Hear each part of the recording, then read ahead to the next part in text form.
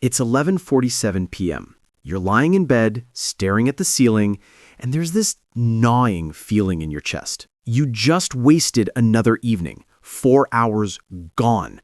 You can't even remember what you did with them. Scrolled through your phone, watched half a show you didn't care about, and now you're angry at yourself because tomorrow you'll wake up tired, behind on everything that actually matters, and you'll promise yourself tonight will be different. But here's what nobody tells you. You're not lazy. You're not undisciplined.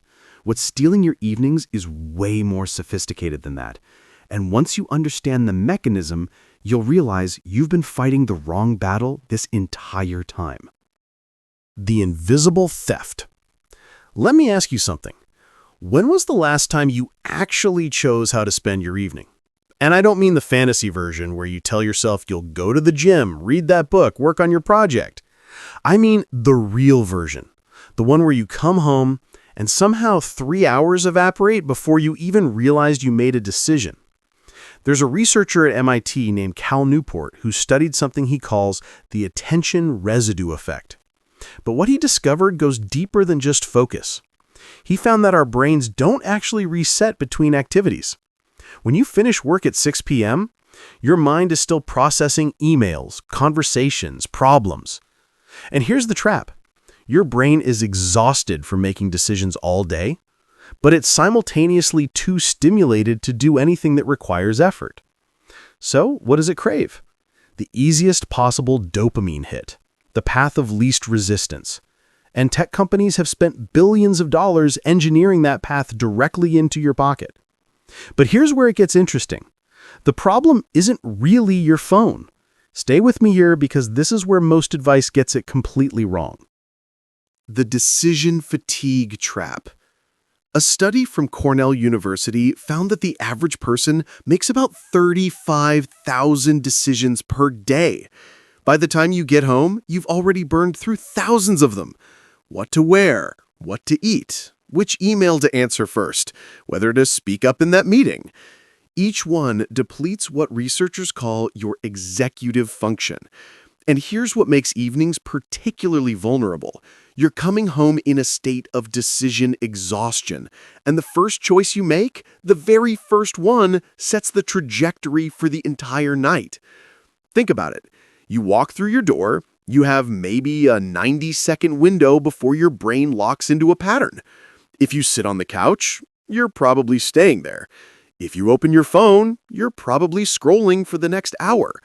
If you turn on the TV just to relax for a second, you're watching until you fall asleep.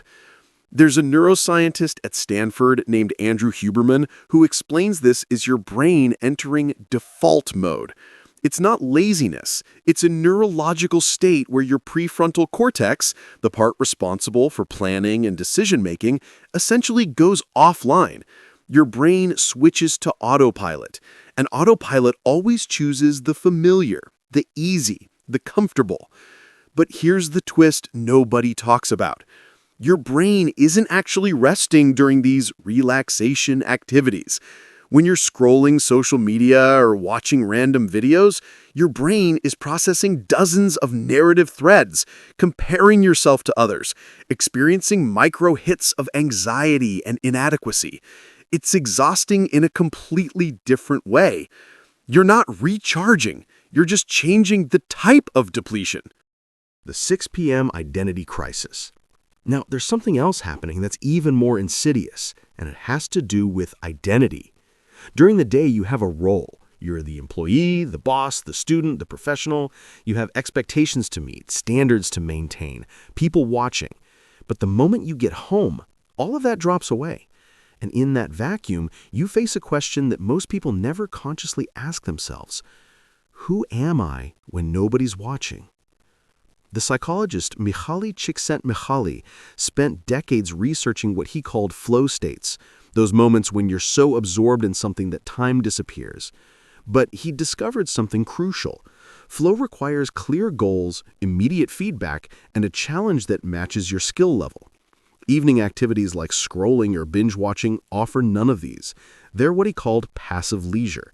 And his research showed that people consistently report feeling worse after passive leisure, not better. But here's the paradox. We keep choosing it anyway. Why? Because passive leisure doesn't require you to confront that identity question. It doesn't ask you to be anyone. It fills the void without forcing you to define yourself. Working on a project, learning a skill, creating something, these activities require you to claim an identity. To say, I am someone who does this. And that's vulnerable. That's risky. What if you start writing and it's terrible? What if you try to learn guitar and you sound awful? What if you work on your business idea and it fails? Scrolling never fails. Watching TV never judges you. The wasted evening is safe. The energy myth. Here's where we need to bust a massive myth.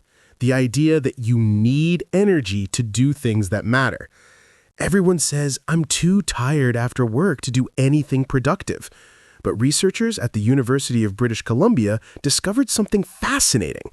Energy doesn't work the way we think it does. Physical energy and mental engagement operate on different systems. You can be physically exhausted, but mentally energized. Think about times you've stayed up late having an incredible conversation with a friend, or gotten lost in a project you cared about. The exhaustion didn't stop you. In fact, you probably felt more alive. The real issue isn't energy. It's activation energy. That's the initial push needed to get started. Once you're in motion, different neurochemicals take over. Dopamine, norepinephrine, endorphins, they all increase when you're engaged in something meaningful. But you have to cross that initial threshold. And here's the brutal truth. Scrolling and watching TV feel easier not because they require less energy, but because they require zero activation energy. You don't have to overcome any resistance. There's no threshold. That's why they're so magnetic when you're already depleted. But those activities also never generate their own momentum. You can scroll for 3 hours and still feel like stopping is hard. Whereas if you work on something meaningful for even 20 minutes, you often find yourself wanting to continue. The energy appears once you're in motion. The architecture of your evening. So what actually works? Not motivation, not willpower, not promising yourself you'll do better tomorrow. The answer is what researchers call environment design, and it's way more specific than you think.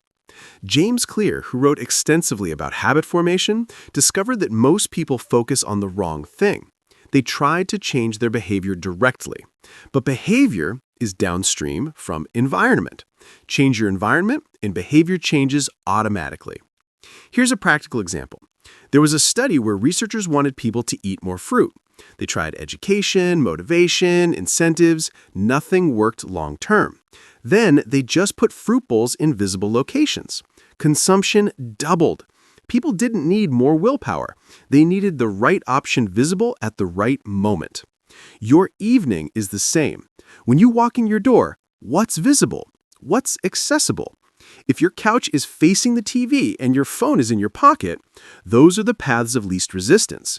But what if you set up your environment differently? What if your guitar was on a stand right by the door? What if your running shoes were already laced up by the entrance? What if your journal was open on the table with a pen next to it? These aren't gimmicks. They're reducing activation energy for the behaviors you actually want. But there's a deeper layer here. The most effective strategy isn't adding new evening activities. It's removing decision points entirely.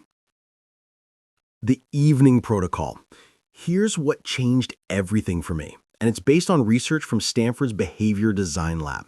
Instead of deciding what to do each evening, create what they call a tiny habit protocol. Not a routine, those fail because they're too rigid. A protocol is a sequence of micro-decisions that build momentum. Here's mine. I walk in the door. I put my phone in a drawer in another room, not on silent, actually away. Then I change clothes immediately, but not into loungewear, into whatever I'd wear for what I actually want to do. Want to work out? Put on gym clothes. Want to work on a project? Comfortable but intentional clothes. Want to read? Same thing. This takes 90 seconds, but it does something crucial. It breaks the pattern before default mode sets in. Then, here's the key.